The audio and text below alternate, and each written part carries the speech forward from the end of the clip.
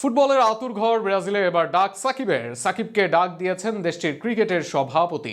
সেখানে তিনি জানান সাকিবের অভিজ্ঞতা ও জ্ঞান কাজে লাগাতে চান তিনি। এমনকি ফ্রাঞ্চাইজি ক্রিকেট হলে তাতেও চান সাকিব আল হাসানকে।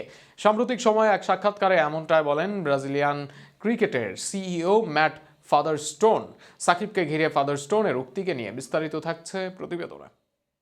ফুটবলের পুণ্যভূমি ব্রাজিল, হাজার হাজার মাইল দূরেও তাই নেইমার পেলেদের ভালোবাসায় থাকেন অনেকে। ব্রাজিলের ম্যাচকে ঘিরে তাকে উন্মাদনা, এদের সমর্থনেই কোটি ভক্তের কেটে যায় সময়। তবে ফুটবলে যতটা উন্নত দলটি, ক্রিকেটে যেন ততটাই তলানির এক দল। আর সেই দেশের কাছে বাংলাদেশ ও বাংলাদেশের ক্রিকেটাররাই যেন রোল মডেল। ব্রাজিল মানুষ ক্রিকেটটাকে এখনও সেভাবে ফলো করে না, এটাই বাস্তব। তবে যারা ফলো করেন বা এর সাথে কাজ করেন তারা চেনেন এর রথী মহারথীদের।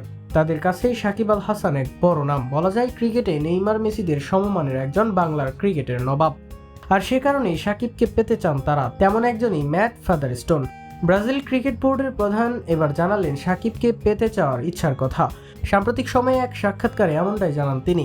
বাংলাদেশের এক সাংবাদিককে দেওয়া সাক্ষাৎকারে সাকিব সম্পর্কে অনেকক্ষণ কথা বলেন তিনি।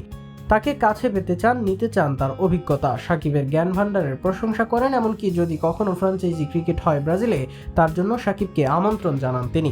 সেখানে সাকিবকে নিয়ে ফাদারস্টোন বলেন যদি সাকিব সময় দিতে পারে ও ক্রিকেটে ব্রাজিলের সাথে তার অভিজ্ঞতা ও জ্ঞান ভাগ করতে চায়, আমরা তাকে পেয়ে সত্যিই খুব খুশি হব। আর কে জানে, একদিন হয়তো সাকিব দক্ষিণ আমেরিকায় কোনো ফ্র্যাঞ্চাইজি লিগের অংশ হবে। দারুণ হবে সেটি।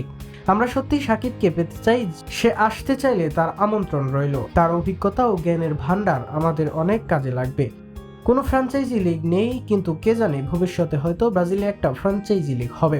নিজের দেশের ক্রিকেট নিয়েও কথা বলেন ফাদারস্টোন। বর্তমানে ঘরোয়া পর্যায়ে বয়সভিত্তিক ও নারী দলেও ছড়িয়ে গিয়েছে ব্রাজিল ক্রিকেট। আর সেখানে ফ্র্যাঞ্চাইজি ক্রিকেটের আশাও করেন তিনি। সেটা হলে নিজ দেশে চান সাকিব আল হাসানকে, আর এমনটা হলে বাংলাদেশেও লাভ হবে।